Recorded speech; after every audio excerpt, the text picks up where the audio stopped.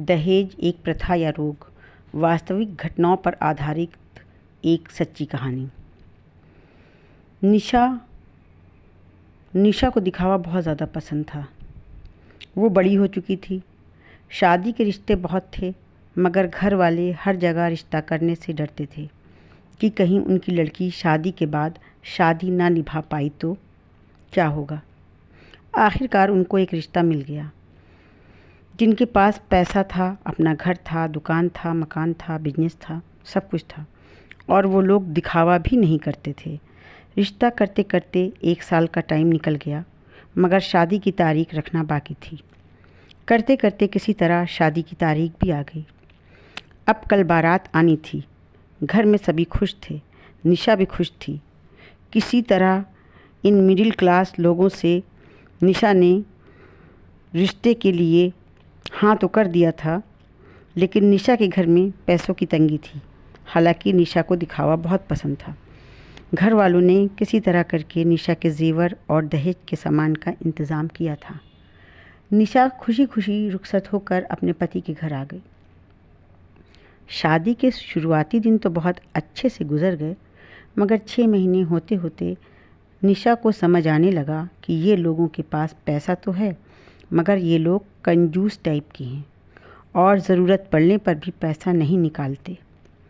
अब निशा अपने शौक़ अरमान का क्या, अपनी छोटी छोटी ज़रूरतों को तरसने लगी। सास ननद ने अलग उसका जीना हराम कर रखा था। बात बात पर दहेज का ताना मिलता था। उसका 2 टाइम की रोटी खाना भी दूभर था।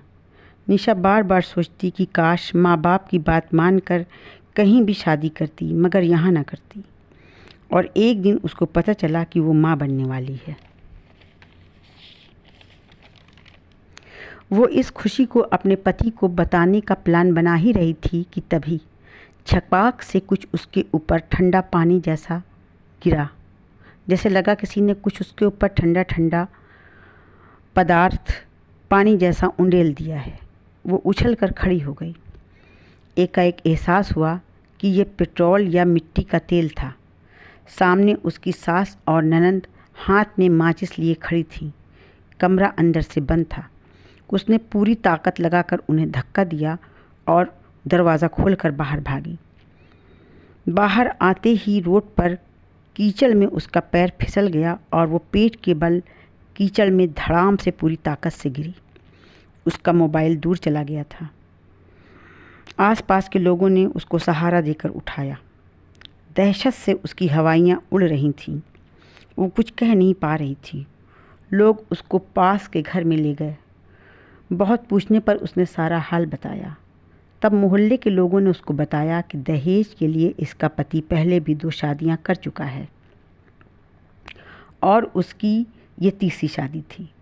निशा की आंखें ये सुनकर फट गईं और उसने प्रताड़ना और दहेज प्रथा का केस करने को पुलिस का 100 नंबर डायल कर दिया।